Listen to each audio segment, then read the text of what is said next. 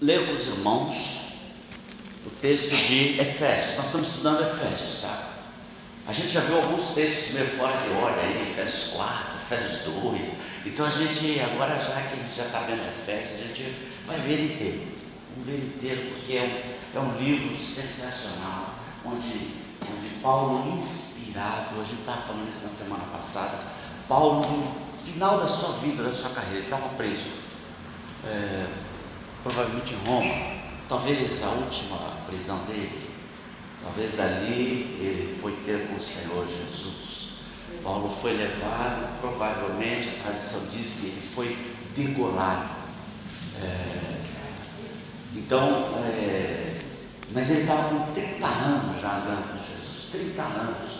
Antes ele era um fariseu. Após a sua conversão, quando ele teve um encontro pessoal com Jesus, ele então se converte e passa a enxergar todo o Velho Testamento de uma outra forma.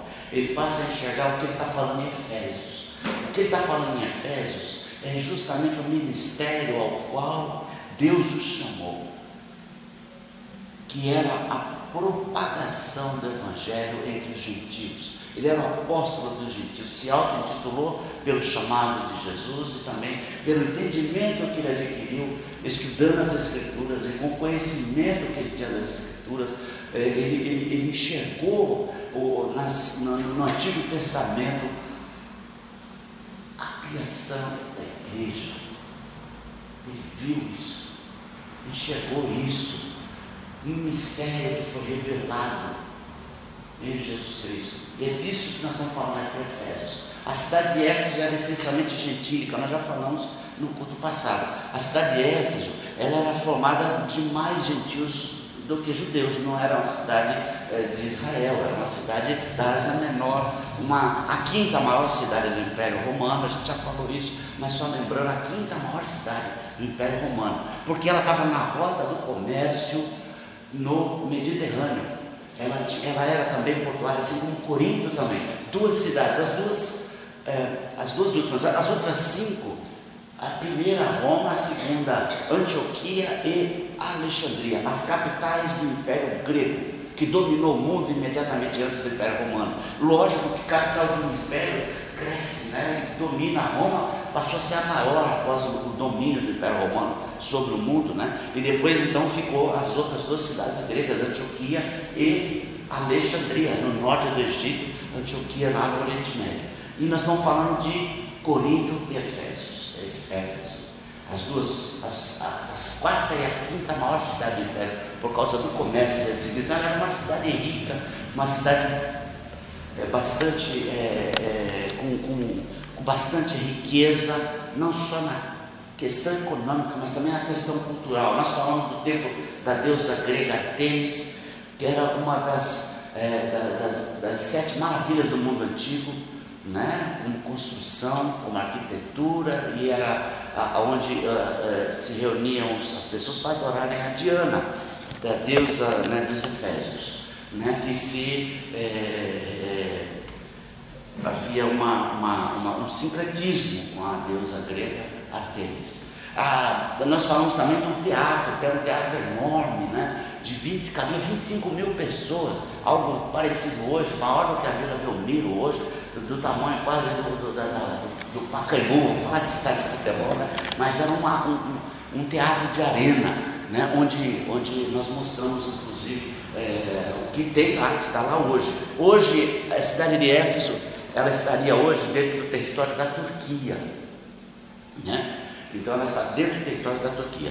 Então Éfeso é uma cidade de gentios. Provavelmente a cidade de Éfeso foi o maior instrumento da propagação do Evangelho no primeiro século, porque era uma cidade rica, onde os comerciantes transitavam por ela, né? Passavam ali, trazendo do Oriente para Roma, a capital do Império, passavam por Éfeso e passavam por Corinto, né? Atravessavam, né? Eles queriam fazer um canal, mas eles atravessavam a cidade de Corinto. Para os irmãos terem uma ideia, o mar abaixo da Grécia é perigoso, então eles tiravam o navio de cima, de dentro da água, colocavam em cima de toras para atravessar o estreito de Corinto, que era um pedaço pequeno de terra, e colocar o navio no mar Adriático. Os irmãos têm uma ideia de como era. A cidade de Corinto era movimentada todo dia por causa desses navios mercantes, também a cidade de Éfeso, passavam pelas duas. Então Éfeso, uma cidade que divulgou o Evangelho. Quando o Evangelho chegou ali, provavelmente por Priscila e Áquila, né, e depois Paulo ficou 3 anos dentro da cidade de Éfeso, pregando, ensinando a palavra de Deus. Então ele está escrevendo, mas parece que a carta aos Efésios ela é escrita de uma forma mais geral. Embora ele escreveu para endereçada aos Efésios, parece que, como ele não vai muito em assuntos particulares da igreja de Éfeso, ele fala de uma forma geral. Então a impressão e o que os estudiosos entendem é que essa carta circulou nas igrejas da Ásia Menor, que eram várias, né? Colossenses e tudo mais. Então várias igrejas receberam essa carta de Éfeso, foi lida dentre eles. O tema da carta está falando sobre a igreja. A expressão principal que é dita aí, que a gente vai ver em todo o tempo, é em Cristo. Então a carta de Éfeso ela vai tratar da nossa posição em Cristo, né? O que aconteceu conosco, os gentios, mas também aos judeus, que passaram a ser achados em Cristo. Ganhamos uma posição de santos, né? De separados, como uma peça de uma determinada religião que se torna sagrada, né? Como é o caso, por exemplo, das peças do templo de Salomão, né? Que eram sagradas, né? Nós é que somos sagrados para o cristianismo. Nós que somos a habitação do Espírito de Deus é que somos sagrados. Todo aquele que recebe Jesus, nós não é jactância, mas uma postura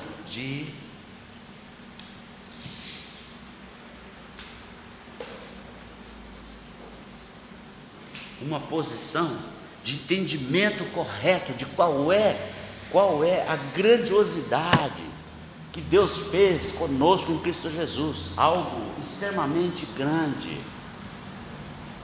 Agora sim. Algo extremamente grande Deus faz com aquele que recebe Jesus. E é disso que Efésios está falando. Ele vai falar sobre a igreja. Qual é o propósito de Deus para a igreja? Por que a igreja existe? Por que nós estamos aqui reunidos? Qual é a finalidade disso? Você já parou para pensar? Então Efésios vai tratar sobre isso. Nós falamos sobre a posição em Cristo Jesus. Nós vamos ler hoje Efésios 2, de 11 a 18, porque nós já lemos o de 1 a 10, né?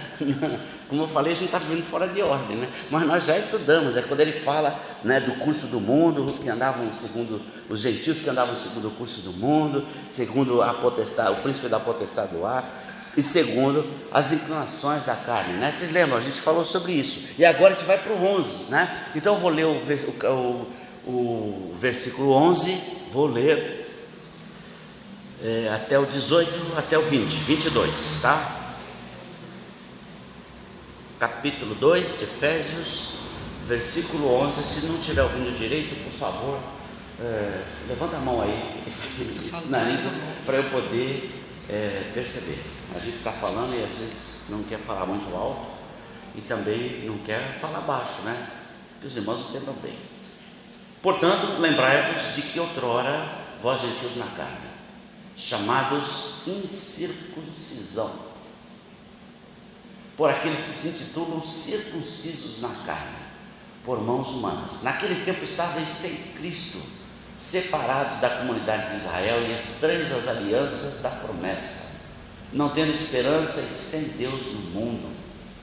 Mas agora em Cristo Jesus, vós que antes estáveis longe, fostes aproximados pelo sangue de Cristo, porque Ele é a nossa paz, o qual de ambos fez um, e tendo derrubado a parede da separação que estava no meio, a inimizade, aboliu na sua carne a lei dos mandamentos, na forma de ordenanças, para que dos dois criasse em si mesmo um novo homem, fazendo a paz, e reconciliasse ambos em um só corpo com Deus, por intermédio da cruz, destruindo por ela a inimizade. A cruz destrói a inimizade, E vindo, evangelizou paz a vós outros que estáveis longe, e paz também aos que estavam perto, porque por ele ambos temos acesso ao Pai em um Espírito. Assim já não sois estrangeiros e peregrinos, mas concidadãos dos santos, e sois da família de Deus, edificados sobre o fundamento dos apóstolos e profetas, sendo ele mesmo Cristo Jesus a pedra angular, no qual todo edifício bem ajustado cresce para santuário dedicado ao Senhor, no qual também vós juntamente estáis sendo edificados para a habitação de Deus no Espírito. Ele está falando com os gentios, você percebe? Vós, né? E ele está falando com os gentios. O texto ele vai tratar da união que experimentamos quando conhecemos a Cristo, dessa união que nós experimentamos, que não tínhamos. É disso que o texto está tratando. Ele usa também como exemplo a nossa situação social que a gente vivencia, como é que funcionam as coisas no mundo, o comportamento das pessoas, né? E ele usa o exemplo da separação de gentios e judeus, recordando judeus, descendência de Abraão, nesse caso, descendência de Abraão, gentios, todos os povos que não são da descendência de Abraão. Ele separa entre, bairrista, né? Os judeus e o resto, né? O resto, gentalha, mais ou menos assim que eles acreditavam que eles falavam quando eles se referiam aos gentios. Então, os negros, os nórdicos, todos essa, que não é judeu, todas as raças, os asiáticos, gentalha. É mais ou menos assim. Então eles tinham um ódio uns aos outros. Como é que isso começou? O que aconteceu? Deus criou o homem e coloca no paraíso, no jardim, e ele foi colocado ali, e houve um processo de ensino, até que eles pudessem escolher. Mas também veio Satanás, na forma de uma serpente sedutora, mestre no engano, e eles tomam uma decisão precipitada. Os nossos pais tomaram uma decisão precipitada, e a queda veio como resultado de um engano, de mentira a respeito do caráter de Deus. Foi fruto de uma sedução. Você sabe que a cobra agora vai rastejar. Você sabe que a arqueologia encontra de milênios atrás cobras que tinham patas. Isso é comprovado arqueologicamente. Sabia disso? Pois é, ela passou a rastejar. Não temos mais isso, mas Deus puniu esse animal que se foi usado cortou as pernas, né? Literalmente cortou as pernas desse animal que foi usado no engano quanto à queda humana, né? Mas eles não tinham pensado muito sobre aquela decisão que eles tomaram. Eles simplesmente tomaram, sabe, sobre as consequências dessa decisão. O que vai acontecer em consequência dessa decisão? Mas os efeitos imediatos mostram que eles foram tomados de surpresa. Eles foram pegos de surpresa, porque imediatamente eles perceberam que estavam nus. Até esse momento não tinha essa preocupação, não existia isso, mas de repente nós estamos nus. E aí trataram de se cobrir. A vergonha da intenção distorcida que passa até agora na mente humana, no coração humano, faz com que eles já de imediato entre os dois já tenham uma separação de imediato. E aí, não somente isso, quando Deus chama o Adão, ele sai correndo para se esconder. Ele ficou com medo. O texto diz que ele ficou com medo. Se vocês deram uma olhada não vou abrir, em Gênesis 5, 1 e 2, vai falar que Deus fez homem e mulher e os chamou Adão. Ele fez um ser só, complementar. Ele fez um ser uno, um ser que se divide. Agora, um olha para o outro e percebe um indivíduo. Tem ela e eu. Eu primeiro, depois ela, porque eu fui primeiro, sou melhor, né? Então eu sou tal, eu primeiro. Agora se percebe indivíduos. Antes não se percebia isso, tá certo? Então o efeito foi imediato, tá certo? E eles já começaram a ter medo de Deus. Ora, Adão andava, segundo os textos do início de Gênesis, fala que Adão andava com Deus na virada do dia. Você já imaginou? No jardim, você já imaginou? Você vai, né, em alguns lugares eles primam por jardins, né? Um jardim bonitão assim. Eu fico imaginando, olhando alguns lugares que a gente já conheceu, lá em Londres, em Paris, aquele jardim lá do Palácio de Versalhes. Gente, que é aquilo lá, meu, que jardim sensacional. Você já imaginou você no final da tarde, e melhor do que o jardim onde você está andando, é com quem você está andando? Não era com uma celebridade, não era com o rei da Inglaterra, não era com o presidente do país, não era com uma celebridade, era com Deus. Você tem noção? Adão andava com Deus na virada do dia. Aliás, Deus andava com Adão, e na virada do dia eles iam compartilhando e conversando, e Deus passando informações para Adão sobre a criação, sobre tudo mais. E de repente agora ele está com medo de Deus. Sob a visão de Adão, Deus é um ser que me causa medo. Começa então o processo da redenção. Aliás, começa então não, já havia começado na eternidade passada. Você acha que Deus não sabia que o homem ia optar? Você acha que Deus não sabia que o homem ia entrar nessa furada? Deus já sabia, Ele sabe tudo, de antes e de depois dele. Ele é um ser fora do tempo, tudo acontece na frente dele ao mesmo tempo. Deus vê isso, e Ele sabe o que você vai fazer amanhã, o que você vai pensar também. Ele pode tudo, Ele sabe tudo. Você que criou esse universo infinito não tem limites na sua sabedoria e no seu conhecimento. E Ele já sabia que Adão ia fazer essa bobagem tremenda, ia se arrepender amargamente, ia se encontrar sozinho, porque agora eu nem a mulher mais eu tenho comigo, porque agora sou eu e mais eu, e eu vou seguir o meu próprio caminho. Eu não quero mais saber da opinião do outro, eu não quero mais saber o que o outro quer. Para mim o importante sou eu. Mas antes da fundação do mundo, o apóstolo João fala isso no Evangelho de João. O apóstolo Paulo fala isso no livro de Efésios. Se olhar um pouquinho antes aí, Efésios 1,4, ele está falando exatamente isso. Assim como nos escolheu nele, em Jesus, antes da fundação do mundo, Deus já sabia, e nos escolheu nele para sermos santos e irrepreensíveis perante Ele. Ele já sabia. Mas quais são os efeitos que efetivamente foram gerados no homem por ocasião da queda? O principal deles, a separação. A separação ocorre entre Deus e o homem primeiramente. Primeiramente, o homem pecador, Deus não convive com o mal. Deus não convive com o pecado. A separação, a opção do homem separa o homem da presença de Deus, porque Deus é santo e nele não há nenhuma treva. Ele é o sumo bem, dele procede todo bem.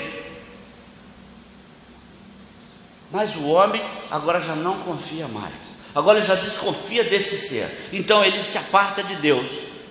Houve uma mudança espiritual na vida humana, na vida de Adão, de Eva e por tabela dos seus descendentes, eu e você. Depois ocorre uma outra ruptura, que é do homem com o homem, ele com ele mesmo. O homem passa agora a trilhar o seu próprio caminho, mas ele não tem dados suficientes para trilhar seu próprio caminho. Ele depende do ser criador, ele precisa de Deus, mas agora ele age como se fosse o seu próprio Senhor. Então a ruptura dele com ele mesmo, e as ações dele agora são ações duvidáveis, elas são cheias de paixão, não age mais com a razão, ele passa a agir com a paixão, uma paixão distorcida. O seu guia agora é o seu próprio coração, que é desesperadamente corrupto. Ele rompe consigo mesmo e passa a viver uma vida animalesca, uma vida de um ser brutal, de um ser irracional, comandado pela sua própria vontade. E ele não rompe só com ele mesmo, mas ele ainda rompe com quem? Com a mulher, com o outro, com o seu semelhante. Ele rompe com ele também. Ele rompe, agora não dá mais para viver junto. A gente, olha, é o seguinte, vai fazer assim ou então não tem conversa, tem que ser desse jeito aqui. Agora eles perdem a noção do outro, que existe o outro, que o outro é importante também, que o outro tem dor também, tem carência, tem dificuldade. Eles encontraram o indivíduo. Eva encontrou Eva e Adão encontrou Adão. O que acontece aí que vai atingir o coração humano em cheio é a solidão. Não tenho mais Deus na virada do dia. Não tenho mais a Eva comigo, a Eva não tenho mais o Adão comigo, e a solidão, o homem experimentou o vazio, dor e solidão. O que Deus está tratando, através de Paulo no livro de Efésios, é essa questão da separação. Essa questão da separação, e ele começa a tratar o seguinte: olha, Deus trata a consequência do problema humano, a partir da separação do homem com Deus, do homem com o homem e do homem com o seu semelhante. Ele cria uma nova humanidade em Cristo. É isso que está falando o texto. É isso que está falando o texto. Então ele cita, de cara ele chama, olha, se lembrem. Lembrai-vos, ele fala, lembrai-vos vocês gentios. Ele está falando com uma igreja de gentios, a maciça maioria ali, 2, 3, algum judeu lá, mas a maciça maioria do grupo todo era gentio. E aí, o que tem isso a ver? Tem tudo a ver. Nós estamos falando de que ele está falando, olha, vocês eram gentios na carne.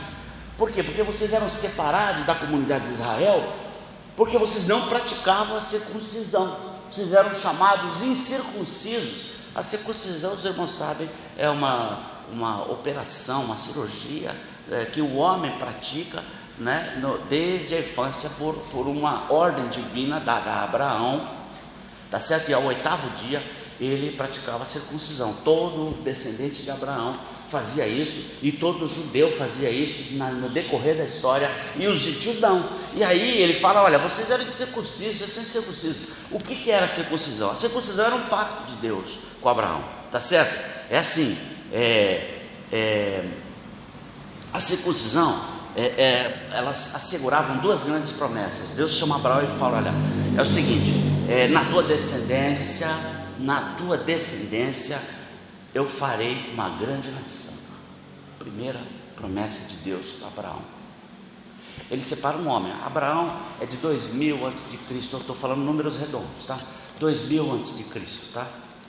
Moisés vem depois. Abraão é o patriarca maior do povo judeu. Antes dele não tinha, né? Deus fala, ó, ele era de Ur dos caldeus. Ele era um caldeu e era descendente de Sem, Cão, Jafé, Noé. Sem, Cão, Jafé, ele era descendente de Sem. E Deus chama Abraão ali no meio dos caldeus, né, na Suméria, e fala o seguinte: sai, segue o crescente fértil, sai, deixa a tua parentela e vai para a terra que eu vou te mostrar, porque eu vou fazer uma grande nação. Lá nessa terra ele fala, olha, é assim, todo ser macho será circuncidado na tua descendência. Sabe por quê? Porque eu vou fazer uma coisa, eu vou fazer da tua descendência uma grande nação, e eu vou fazer mais uma segunda promessa que Deus dá: bendita na tua descendência, todas as nações da terra serão benditas. Deus faz essa promessa. Com o tempo nós vamos vendo, através dos profetas e também de Moisés, nós vamos vendo que é a vinda do Messias que vai abençoar as nações. Os profetas vão profetizando Davi, o filho de Davi, o descendente de Davi, que faria a casa, a morada de Deus, que não é Salomão, tá certo, ele fez o templo, mas não é ele que ia fazer isso, mas Jesus que vinha da descendência de Davi, que criou a habitação de Deus. Você e eu somos a habitação de Deus. Não é isso aqui que é a igreja é eu e você, a habitação de Deus na sua vida. Isso é que Jesus fez, e Salomão jamais podia fazer, e muito menos Davi, não o templo que Deus queria fazer.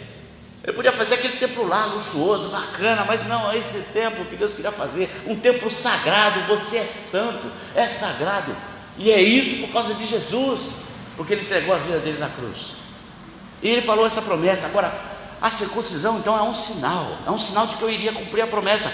Em Jesus acabou a circuncisão, meu irmão, já foi cumprida a promessa. Com a chegada de Jesus é fim, é fim para a lei, é fim para a circuncisão, é fim para a guarda do sábado. Percebe? A lei não deixou de ser boa, ela continua sendo boa, mas quando é sinal. Olha, vai vir, e eu vou cumprir, está aqui, Então todo o povo judeu, desde aquele momento até a chegada de Jesus, e ainda hoje, porque não creram no Messias, fazem a circuncisão, praticam a circuncisão. A circuncisão não foi instaurado no povo judeu.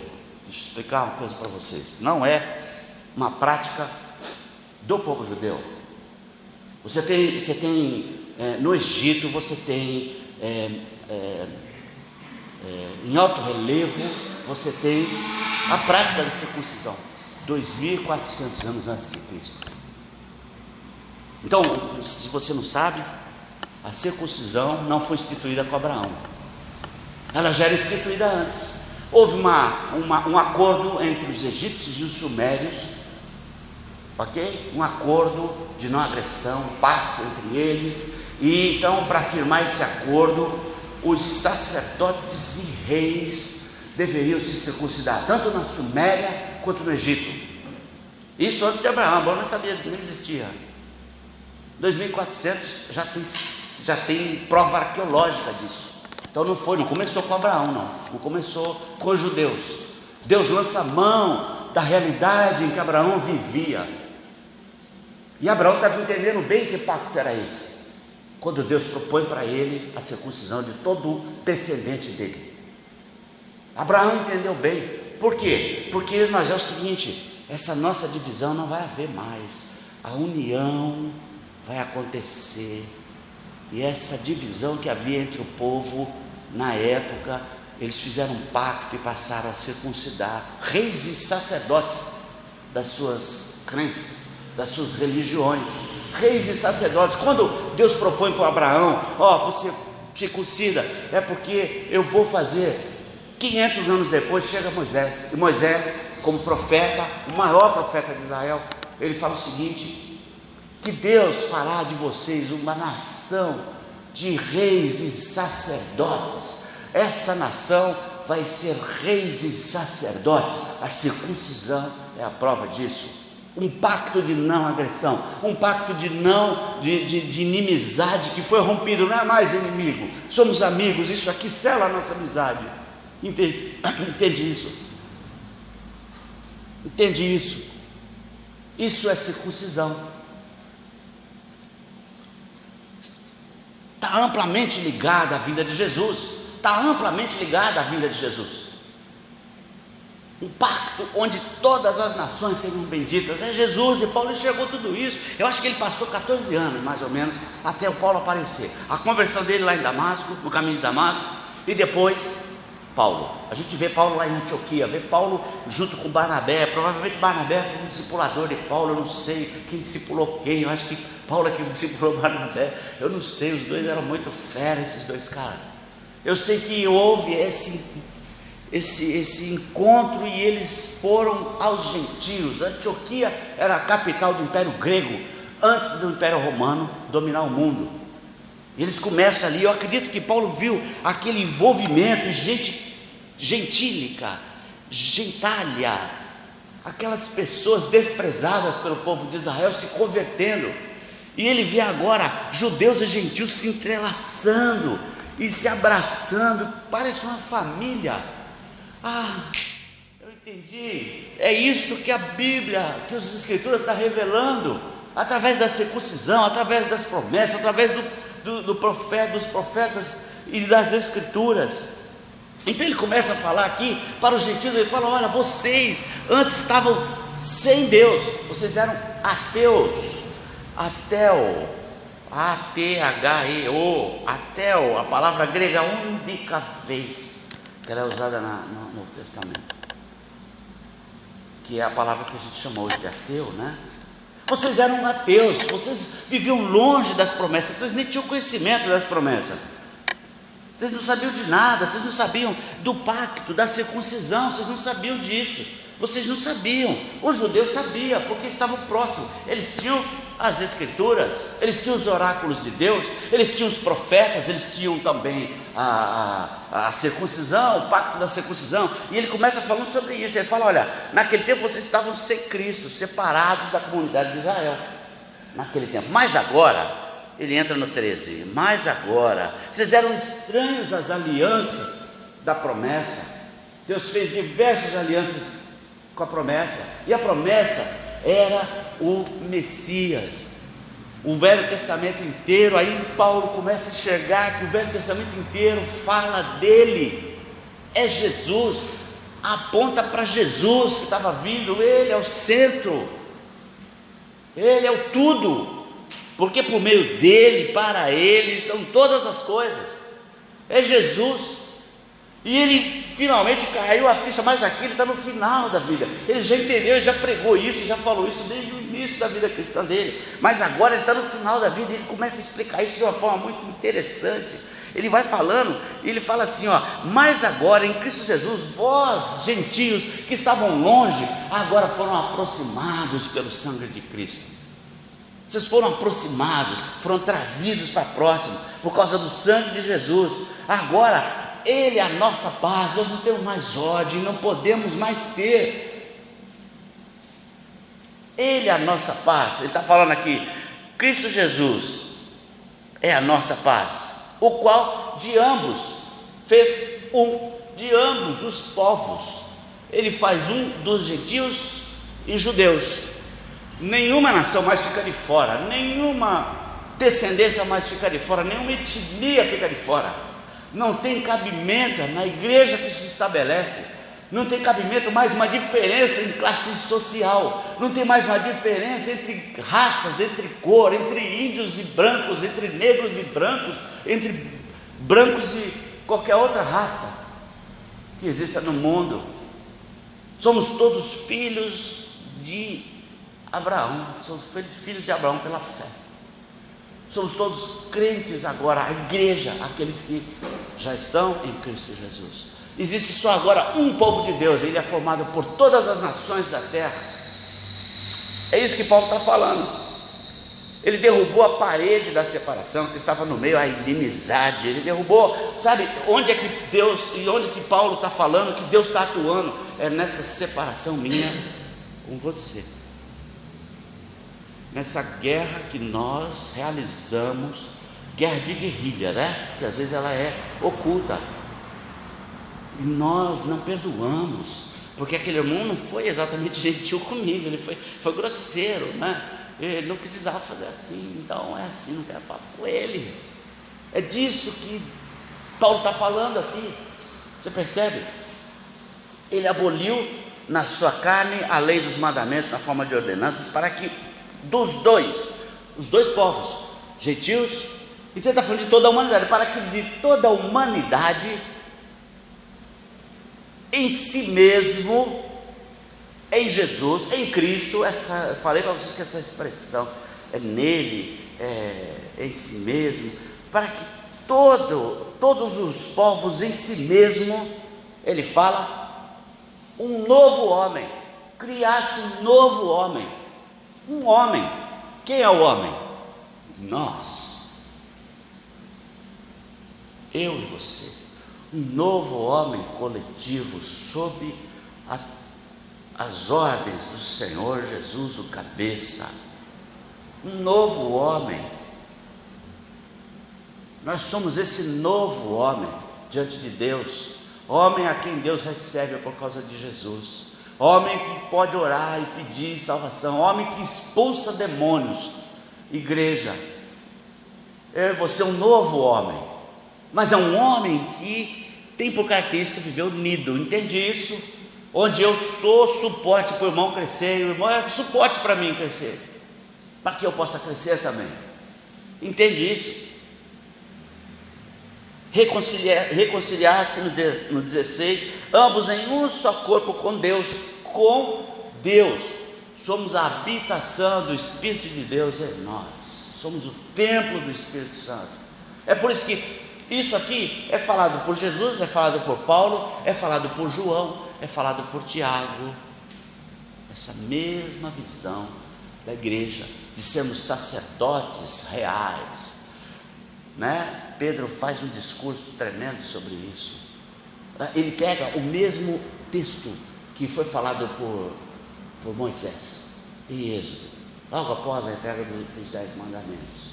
Ele fala que só que Moisés falava para Israel, Pedro veio e fala para a igreja: vocês são sacerdócio real, povo santo, povo de propriedade exclusiva de Deus. Ele coloca a gente num patamar, a gente e ele também, a igreja, todo aquele que segue Jesus agora é o resultado da promessa feita a Abraão em 2000 a.C. e da decisão do conselho triuno divino antes da fundação do mundo. Todos nós somos esse resultado, um homem coletivo que não deve primar o individualismo. Não somos indivíduos, somos um homem refeito por Deus.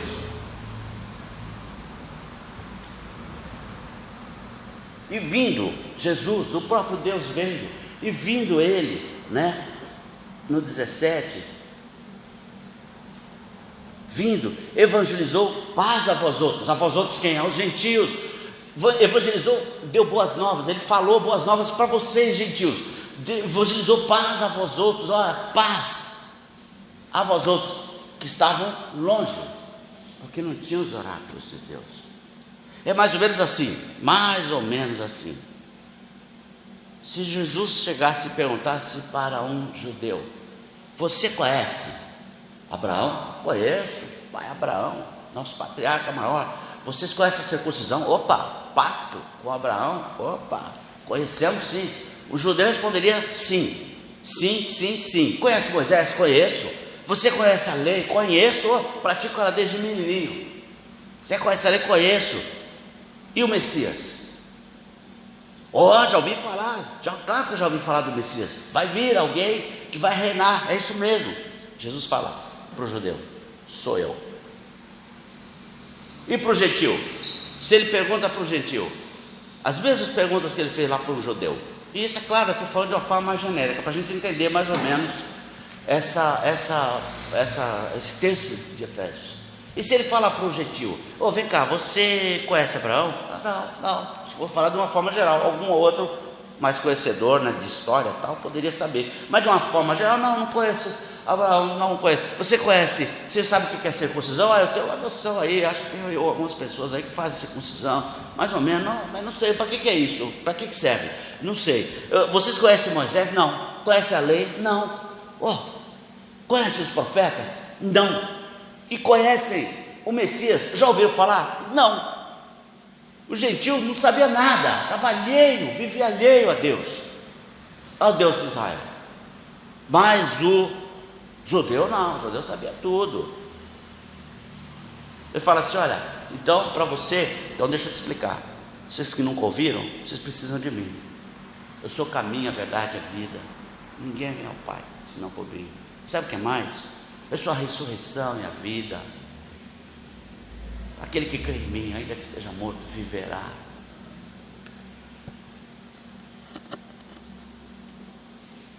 Um novo homem coletivo agora se estabelece para continuar adorando a Deus. E esse é o centro desse texto, que nós, como igreja, Estamos unidos em Cristo, independente, nunca mais, eternamente, se ouvirá falar de raça A ou raça B. Nunca mais, homens e mulheres. A partir de Jesus não cabe mais, nunca mais. Durante o poder do pecado na vida humana, assim, depois de Jesus acabou. Não tem isso.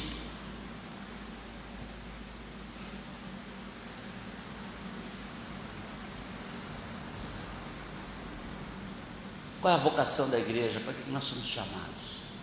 Para a unidade,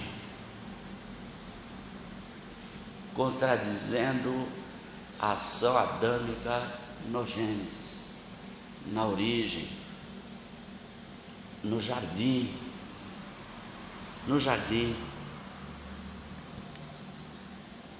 A ideia original de Jesus é que nos amemos tão intensamente quanto Jesus nos amou. Não tem lugar para o individualismo, não cabe mais o eu não pode se apontar, se apresentar. Somos o nós. É mais ou menos que nem João Carlos Ortiz, ele fala no livro dele, do discípulo, um livro antigo, eu li quando era moleque ainda, adolescente. João Carlos Ortiz, ele diz que quando você põe um saco de batata, você fala, opa, isso aqui está legal, um saco de batata ficou bacana, opa, mas vamos descascar as batatas. Descascou as batatas, opa, agora nós estamos unidos, somos um saco de batata, mas depois vamos cozinhar essas batatas e vamos fazer um purê de batatas. O que Deus quer não é uma batata, ainda naquela descascada ainda tem um que pula fora aqui, ó, eu aqui, mas num purê de batatas não dá. E é por aí que Deus quer a nossa unidade, a nossa comunhão. A vocação da igreja é comunhão e unidade. Como é que você está nesse quesito com seus irmãos aqui? Deus é uma pluralidade em uma unidade. Deus triuno, Deus plural. O mesmo propósito é ter para mim e para você, meu irmão. Sermos um. Como tem vivido você em comunhão? O que você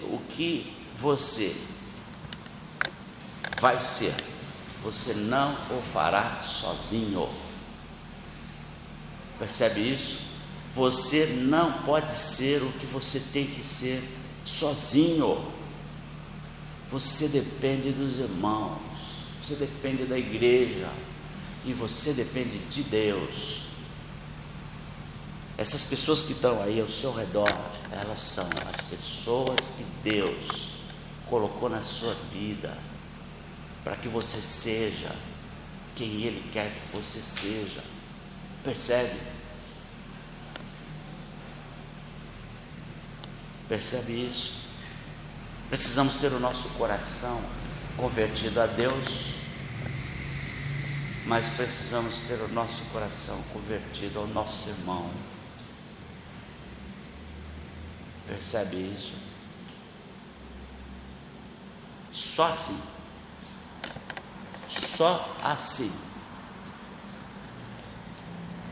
nós vamos evangelizar e transformar o mundo. Só assim. João 13, 33 e 34 diz assim, 34 e 35 diz assim: novo mandamento vos dou, que vos ameis uns aos outros. Essa é a conversa antiga, já sei disso. Lá no Velho Testamento está falando, né? Amar ao próximo como a si mesmo. Opa, um novo padrão, assim como eu vos amei. Como é que Jesus me amou e amou você, meu irmão? Que vos ameis uns aos outros. Ele deu a vida. Ele deu a vida por nós. Esse é o padrão do amor que Deus quer, que você ame o seu irmão. Esse é o padrão. Nenhum outro serve. Percebe isso? Então eu preciso me incomodar se meu irmão está em sofrimento. Eu preciso me incomodar se meu irmão está tendo dificuldade na sua vida. Por isso que Ele instituiu a igreja. Por isso que Ele nos instituiu. Assim como eu vos amei, que também ameis aos outros. Nisto conhecerão todos que sois meus discípulos. O mundo só vai reconhecer que nós somos discípulos de Jesus, e isso vai fazer diferença se nós tivermos amor uns aos outros. Só o nosso amor uns pelos outros evangeliza, e o nome de Deus é glorificado, e a sua glória manifesta no mundo. Amém, igreja? Palavra de Deus para nós. Deus, vamos orar. Tem misericórdia da nossa vida, como nós estamos aquém da tua vontade, Deus. Como a gente, quando começa a olhar e pensar sobre a tua vontade revelada na tua palavra, a gente olha e fala: Senhor, muda a minha vida. Eu achava que eu estava bom, mas não está. Me ajuda, Senhor, a enxergar e a caminhar sempre nessa direção que Tu tens revelado. É o que eu te peço, Senhor, no nome de Jesus. Amém. Eu vou pedir.